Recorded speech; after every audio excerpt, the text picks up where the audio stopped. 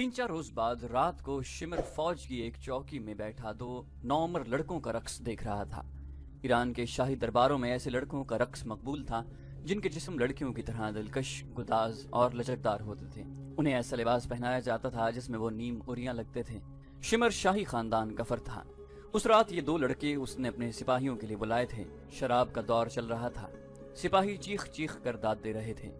शराब में बदमस्त होकर 2-3 सिपाहियों ने भी लड़कों के साथ ही नाचना शुरू कर दिया। शिमर के हुक्म पर इन सिपाहियों को दूसरे सिपाही उठाकर चौकी से बाहर फेंक आए। ये चौकी छोटा सा एक कला था, लेकिन उसके दरवाजे रात को भी खुले रहते थे। ईरानियों को किसी दुश्मन के हमले का खतरा नहीं था। वो अपने आप को नाकाबिले तस्खीर समझते थे। रक्स जब अपने उरूज को पहुंचा और शराब का नशा शिमर और उसके सिपाहियों के दिमाग को माऊफ करने लगा, तो सनसनाता हुआ एक तीर आया जो शिमर की गर्दन में एक तरफ से लगा और उसकी नोक दूसरी तरफ से बाहर निकल गई। शिमर दोनों हाथ अपनी गर्दन पर रख कर उठा। सिपाहियों में हड़बौंग मच गई। वो सब शिमर के गिर्द इकट्ठे हो गए। 3-4 और तीर आए। 3-4 चीखें सुनाई दी। फिर उन ईरानियों पर जैसे कयामत टूट पड़ी। उन्हें संभलने का मौका ही न मिला और वो कटने लगे। उनमें से जो भाग कर दरवाजों की तरफ गए वो दरवाजों में कट गए। चौकी वालों को कहीं से भी मदद नहीं मिल सकी थी। किसी भी दरवाजे से कोई बाहर नहीं निकल सकता था। उन्हें हथियार उठाने की तो मोहलत ही नहीं मिली थी।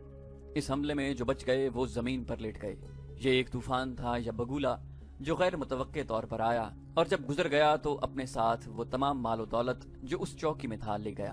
पीछे लाशें रह गईं, या तड़पते हुए जख्मी या वो अच्छे भले ईरानी सिपाही जो जान बचाने के लिए लाशों और जख्मियों में लेट गए थे। सुबह हुई।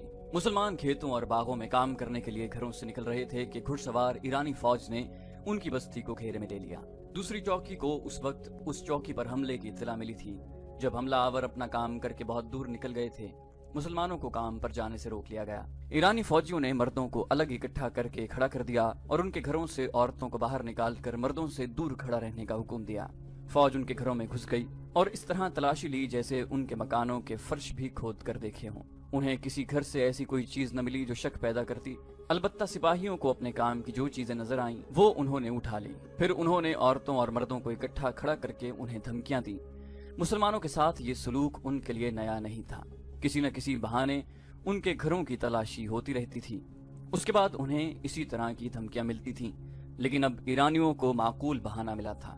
रात उबला की एक मजाफाती चौकी पर बहुत से आदमियों ने शबखून मारा। एक ईरानी कमांडर ने मुसलमानों से कहा, हमारा एक कमांडर और 60 सिपाही मारे गए और बहुत से जख्मी हुए हैं। अगर तुम में कोई मर्द या औरत इस गिरोह के किसी एक आदमी को भी पकड़वाएगा उसे इनाम मिलेगा। नकद इनाम के अलावा उसे इस फसल का आधा हिस्सा मिलेगा। उसने सब पर निगाह दौड़ाई और पूछा, एक दूसरे को देखकर बताओ कि तुम में कौन गैर हाजिर है। सब ने इधर उधर देखा, लेकिन वो ये नहीं देख रहे थे कि कौन गैर हाजिर है। उनकी निगाहें खुद्दाम को ढूंढ रही थी। वो 3-4 दिनों से बस्ती से गायब था। सबने देखा कि खुद्दाम वहां मौजूद था। सबने सुकून की सांस ली। फिर बहुत सी आवाजें उठी कि कोई भी गैर हाजिर नहीं। ईरानी फौजियों के जाने के बाद जिन्हें मालूम था कि खुद्दाम 3-4 रोज से गायब रहा है, वो बारी बारी उससे पूछने लगे कि वो कहाँ चला गया था। मैं शिमर के डर से भाग गया था। खुद्दाम ने हर किसी को यही जवाब दिया। उसके बाप ने सबको बताया था कि खुद्दाम गुज़श्ता रात के पिछले पहर आया था। उस रोज बाग में काम करते हुए ज़ोहरा और खुद्दाम काम से खिसक गए और उस जगह जा बैठे जहां उन्हें कोई नहीं देख सकता था। ज़ोहरा खुशी से पागल हुई जा रही थी और वो रह रह कर खुद्दाम की बलाएं लेती थी। ये कैसे हुआ खुद्दाम? उसने खुशी से लड़खड़ाती हुई जबान से पूछा। ये हुआ कैसे? इसे अल्लाह की मदद कहते हैं ज़ोहरा। खुद्दाम ने कहा, अब न कहना कि खुदा मदद नहीं करता। खुद्दाम ज़ोहरा संजीदा हो गई, जैसे उसके होंठों पर कभी मुस्कुराहट ही ना आई हो। खुद्दाम के चेहरे पर नजरें गाड़ कर कदरे परेशानी से बोली, सच कहो खुद्दाम, शिमर के कातिल तुम ही तो नहीं? कहते हैं रात सहराई डाकुओं के बहुत बड़े गिरोह ने शिमर की चौकी पर उस वक्त शबखून मारा जब वो शराब और रक्स में बदमस्त था। खुद्दाम के अचानक कहकहे ने बिनते सऊद की बात पूरी न होने दी। वो हंसता ही रहा, जैसे उससे बड़ा मजाक उसने कभी न सुना हो। खुद्दाम ने कहकहे में एक राज छुपा लिया था। ज़ोहरा को ये खतरा नजर आ रहा था कि खुद्दाम गैर मामूली तौर पर दलेर, गैरतमंद और जिस्मानी लिहाज से ताकतवर और फुर्तीला है। कहीं ऐसा तो नहीं हुआ कि वो शिमर को कत्ल कराने के लिए डाकुओं के गिरोह से जा मिला हो। उस जमाने में सहराई डाकुओं के गिरोह फौजी दस्तों की तरह अपनी कार्रवाइयां करते थे। वो मुसाफिरों के काफिलों को लूटते और अगर फौज के मुकाबले में आ जाते तो जम कर मुकाबला करते और लड़ते लड़ते यूं गायब हो जाते जैसे उन्हें सहरा की रेत और रेतीले टीलों ने निगल लिया हो।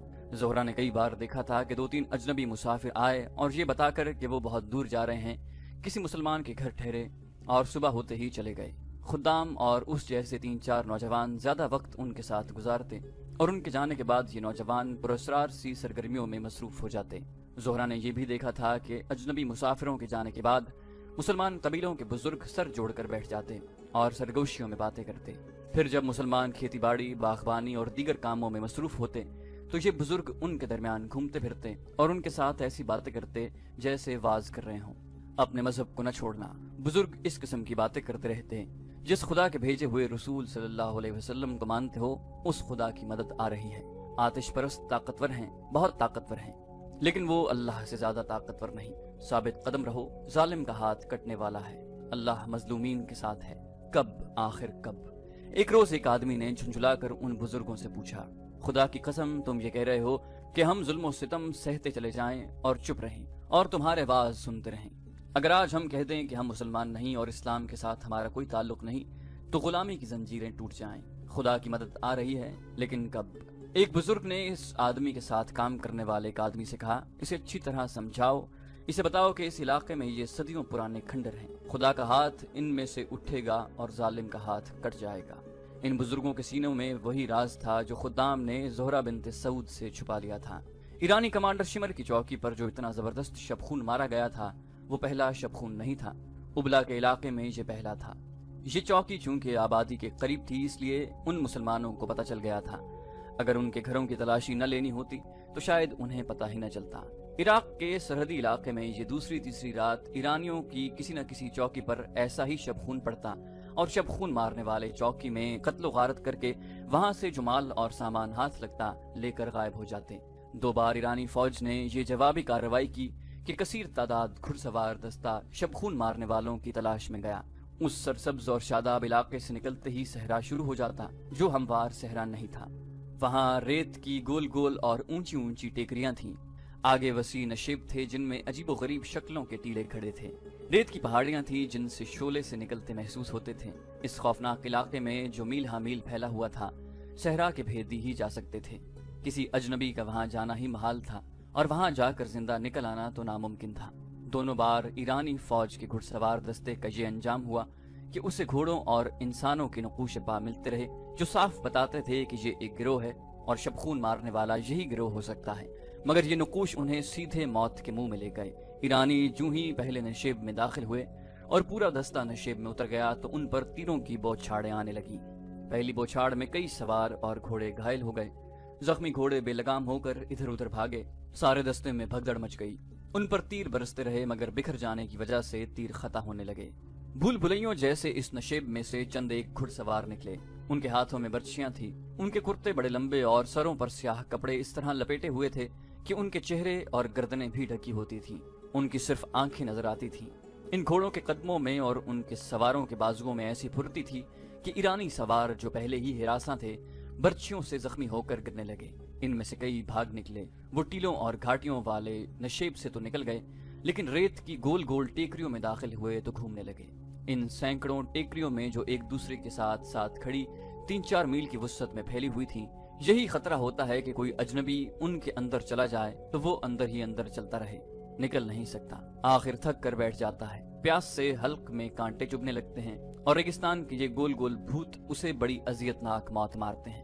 دوسری بار ایرانیوں کے سوار دستے پر کسی اور جگہ سے ایسا ہی حملہ ہوا تھا اور سوار بکھر کر ادھر ادھر بھاگ رہے تھے تو انہیں ایک للکار سنائی دی، زرتشت کے پجاریوں، میں مسنا بن حارثہ ہوں، زرتشت کو ساتھ لاؤ۔ مسنا بن حارثہ، اس ایرانی دستے کے جو سوار زندہ بچ گئے وہ نیم مردہ تھے۔ انہوں نے اپنے کمانڈروں کو بتایا کہ انہیں صحرا میں یہ للکار سنائی دی تھی۔ اس کے بعد ایرانیوں کی سرحدی چوکیوں پر چھاپے پڑتے رہے لیکن انہوں نے چھاپا ماروں کے تعاقب کی اور ان کی تلاش کی جرت نہ کی۔ بعض چھاپوں کے بعد یہ للکار سنائی دیتی تھی، مسنا بن حارثہ، آتش پرستوں میں مسنا بن حارثہ ہوں۔ پھر مسنا بن حارثہ دہشت کا، کسی جن بھوت کا، کسی بدروح کا ایک نام بن گیا۔ ایرانی فوج اس نام سے ڈرنے لگی۔ انہوں نے مسنا بن حارثہ یا اس کے گروہ کے کسی ایک آدمی کو پکڑنے کے بہت اہتمام کیے لیکن جب کہیں شب خون پڑتا تھا تو ایرانی فوجی جن کی جرت اور بے جگری مشہور تھی دہشت سے دبک جاتے۔ یہ تھا وہ مسنا بن حارثہ جو فروری 633 عیسوی کے ایک روز مدینہ میں خلیفۃ المسلمین ابوبکر رضی اللہ عنہ کے سامنے ایک گمنام اجنبی کی حیثیت سے بیٹھا تھا۔ वो जनूबी इराक का रहने वाला और अपने कबीले बनु बकर का सरदार था। तारीख में ऐसा इशारा कहीं भी नहीं मिलता कि उसने कब और किस तरह इस्लाम कबूल किया था। ये उसी की काविश का नतीजा था कि न सिर्फ उसके अपने कबीले ने बल्कि इन इलाकों में रहने वाले कई और कबीलों ने इस्लाम कबूल कर लिया था। जब जंग यमामा खत्म हुई और इर्तदाद के फितने का सर कुचल दिया गया तो मुस्ना बिन हारिसा ने इराक के जुनूबी इलाकों में ईरानियों के खिलाफ जिहाद शुरू कर दिया। उन्होंने उन मुसलमानों में से जो ईरानी बादशाही की रियाया थे एक गिरोह बना लिया और ईरानी फौज की सरहदी चौकियों पर शबखून मारने शुरू कर दिए। उनके शबखून इस कदर अचानक और तेज होते थे कि चौकी वालों को संभलने का मौका नहीं मिलता था और मुस्ना का गिरोह सफाया करके गायब हो जाता। उन्होंने बड़े ही दुश्वार गुजार सहरा में अपना अड्डा बना लिया था जिसे उन्होंने माल गनीमत से भर दिया था। फिर उन्होंने उन बस्तियों पर भी शबखून मारने शुरू कर दिए जहां सिर्फ ईरानी रहते थे। मुस्ना ने सरहद पर ईरानी फौज को बेबस और मजबूर कर दिया। ईरानी फौज के कई सीनियर कमांडर मुस्ना के हाथों मारे गए थे। मुस्ना बिन हारिसा ने दूसरा काम ये किया कि इराक के जनूबी इलाके में जो मुसलमान जुल्म सितम में जिंदगी गुजार रहे थे उन्हें उसने अपने जमीन दोज असर में लेकर मुत्तहिद रखा हुआ था। उनका एक गिरोह था जो शबखून मारने का काम करता था और एक गिरोह बस्तियों में रहकर मुसलमानों को इत्तेहाद की लड़ी में पिरो रखता था और उन्हें बताता रहता था कि बाहर क्या हो रहा है। मुसलमान अपने छापा मारों की कामयाबियां देख रहे थे और वो मुतमईन थे। ये थी वो खुदाई मदद जिसके इंतजार में वो ईरानियों का जुल्म सितम सह रहे थे और अपना मजहब नहीं छोड़ रहे थे। वरना मजालिम से बचने का उनके सामने बड़ा सहल तरीका ये था कि इस्लाम से मुनहरिफ होकर आतिश परस्त हो जाते। खुदाम ने जोहरा से कहा था कि वो 3-4 दिनों के लिए गायब हो जाएगा। वो गायब होकर छापा मारों के अड्डे पर चला गया था और उन्हें ईरानी कमांडर शिमर के मुतालिक बताया था। उसकी चौकी तक छापा मारों की रहनुमाई उसी ने की थी। चौकी पर हमला भरपूर तरह कामयाब रहा। उसके फौरन बाद खुदाम अपने घर आ गया। मुस्ना बिन हारिसा ने अमीरुल मोमिनीन अबू बकर रजी अल्लाह अन्हु को तफसील से बताया कि उन्होंने खलीज फारिस के साहिल के साथ साथ और इराक के जनूबी इलाके में किस तरह अरबी मुसलमानों के कबीलों को अपने असर में लिया और उन्हें इस्लाम पर कायम रखकर उन्हें जमीन दोज महाज पर जमा किया। तुझ पर अल्लाह की रहमत हो इब्ने हारिसा, खलीफा रजी अल्लाह अन्हु ने कहा, तू अगर ये मशवरा देने आया है कि मैं ईरानियों पर फौजकशी करूं तो मुझे सोचना पड़ेगा। क्या तूने देखा नहीं कि ईरानियों की फौज की तादाद कितनी है और उनके वसाइल और जराए कितने वसी और लामहदूद हैं। हम अपने मुस्तकर से इतनी दूर कलील तादाद और बगैर वसाइल कसीर तादाद और ताकतवर फौज के मुकाबले के काबिल नहीं होते। लेकिन मैंने सल्तनत फारिस को नजरअंदाज भी नहीं किया। मुस्ना ने अपने सीने पर हाथ रखकर कहा, अगर एक आदमी इतने बड़े मुल्क की फौज के साथ टक्कर ले सकता है और उन पर मुसलमानों के अस्करी जज्बे की धाक बिठा सकता है तो मैं अपने अल्लाह के भरोसे पर कहता हूँ कि ये एक मुनज़्ज़म फौज बहुत कुछ कर सकती है। मैं उस आतिश परस्त सल्तनत की अंदरूनी कैफियत दिखाया हूँ। शाही खानदान तख्त ताज की खातिर आपस में दस्तो गिरेबां हो रहा है। आप जानते हैं कि शहनशाह हरकल फारसियों को नैनवा और दस्त जर्द में बहुत बुरी शिकस्त दे चुका है। उसकी फौजें आतिश परस्त फारसियों के दारुल हुकूमत मदाइन के दरवाजों तक पहुंच गई थी। उसके बाद फारसी संभल नहीं सके। अगर इनमें ऐश परस्ती को देखा जाए तो वो संभले हुए लगते हैं, लेकिन अब उनमें बादशाही के ताज पर रस्साकशी हो रही है। यमन उनके हाथ से निकल गया है और वहाँ के हाकिम बाजान ने इस्लाम कबूल कर लिया है। उनकी रियाया उनकी जंजीरें तोड़ना चाहती है। उनकी महकूमी में उनके जनूबी इलाकों के मुसलमान मेरे इशारे पर मदीना की फौज के मुंतजिर हैं। तुझ पर रहमत ही रहमत हो मुस्ना। अमीरुल मोमिनीन ने कहा, लारैब तेरी बातें मेरे दिल में उतर रही हैं। मेरा अगला कदम वहीं पड़ेगा जहां तू कहता है। क्या यह बेहतर नहीं होगा कि मैं सालारों की मजलिस से बात कर लूं? ऐ अमीरुल मोमिनीन, मुस्ना ने कहा, फैसला वही बेहतर होता है जो सुलह और मशवरे के साथ किया जाता है। लेकिन मैं अमीरुल मोमिनीन से इजाजत चाहूंगा कि जो कहना चाहता हूं वो कह लूं और आप मेरी बातें सालारों के सामने जरूर रखें। दजला और फरात जहां मिलते हैं वहां के बड़े वसी इलाके में अरबी कबीले आबाद हैं जो सब के सब मुसलमान हैं।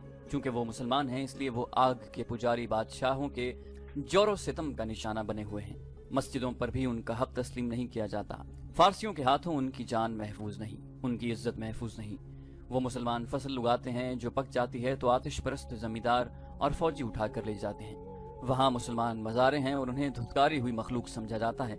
वो मुसलसल खौफ व हरास में रहते हैं। इनके खिलाफ इल्ज़ाम सिर्फ यह है कि वो मुसलमान हैं और कुफ्र के तूफानों में भी वो इस्लाम की शमा रोशन किए हुए हैं। वो मदीना को रोशनी का मीनार समझते हैं। अमीरुल मोमिनीन, अगर आप बैठे ये सोचते रहें कि दुश्मन बहुत ताकतवर है तो वो रोज बरोज ताकतवर होता जाएगा और मुसलमान मायूस होकर अपनी भलाई का कोई ऐसा तरीका सोच लेंगे जो इस्लाम के मनाफी होगा। मेरे छापामारों ने जो कामयाबियां हासिल की हैं और आपकी फौज के लिए जो जमीन हमवार की है वो दुश्मन के हक में चली जाएगी। क्या रसूल अल्लाह सल्लल्लाहु अलैहि वसल्लम मजलूम मुसलमानों की मदद को नहीं पहुंचा करते थे? खुदा की कसम मैं उनकी मदद को पहुंचूंगा। खलीफा अबू बकर रजी अल्लाह अन्हु ने कहा और अपने पास बैठे हुए एक सालार से कहा, वलीद का बेटा खालिद कहाँ है? अमीरुल मोमिनीन यमामा में आपके अगले हुक्म का इंतजार कर रहा है। उन्हें जवाब मिला, कोई तेज रफ्तार कासिद भेजो और उसे पैगाम भेजो कि जल्दी मदीना पहुंचे। खलीफा अबू बकर रजी अल्लाह अन्हु ने कहा, फारस की बादशाही से हम अल्लाह की तलवार के बगैर नहीं लड़ सकते। खलीफा मुसना से मुखातिब हुए, वापस जाओ और अरब कबीलों के जिस कदर आदमी इकट्ठे कर सकते हो कर लो। अब तुम्हें खुली जंग लड़नी पड़ेगी, जो तुम शबखून और छापों के अंदाज से भी लड़ सकते हो, लेकिन अपने फैसलों में तुम आजाद नहीं होगे। खालिद सालार आला होगा, तुम उनके फैसलों के पाबंद होगे। तस्लीम अमीरुल मोमिनीन। मुसना बिन हारिसा ने कहा, एक और अर्ज है, इस इलाके में जो अरब फैले हैं वो सब के सब मुसलमान नहीं, उनमें ईसाई भी हैं और दूसरे अकीदों के लोग भी। वो सब आतिश परस्तों के खिलाफ हैं। फारस के आतिश परस्त उनके साथ भी वही सलूक करते हैं जो मुसलमानों के साथ करते हैं। अगर अल्लाह ताला ने हमें फतह अता फरमाई तो गैर मुस्लिम अरबों के साथ ऐसा ही सलूक होना चाहिए जैसा वहाँ के अरब मुसलमानों के साथ होगा। अबू बकर रजी अल्लाह अन्हु ने कहा, ऐसा ही होगा। जिन्होंने इस्लाम के खिलाफ कुछ नहीं किया, इस्लाम उनकी परेशानी का बायस नहीं बनेगा।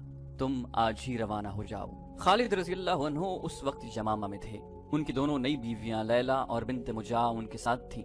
अमीरुल मोमिनीन रजी अल्लाह अन्हु का पैगाम मिलते ही खालिद रजी अल्लाह अन्हु यमामा से रवाना हुए और मदीना पहुंच गए। क्या मुसना बिन हारिसा का नाम तुमने कभी सुना है? खलीफा ने खालिद रजी अल्लाह अन्हु से पूछा।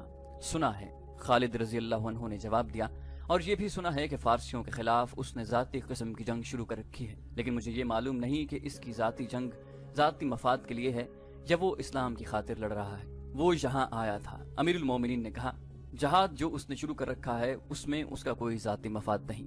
मैंने इसलिए तुम्हें बुलाया है कि तुमसे मशवरा लूं कि मुसना हमसे जो मदद मांगता है वो उसे दी जाए, या इस वक्त का इंतजार किया जाए जब हम फारसियों की इतनी बड़ी कुव्वत के खिलाफ लड़ने के काबिल हो जाएंगे।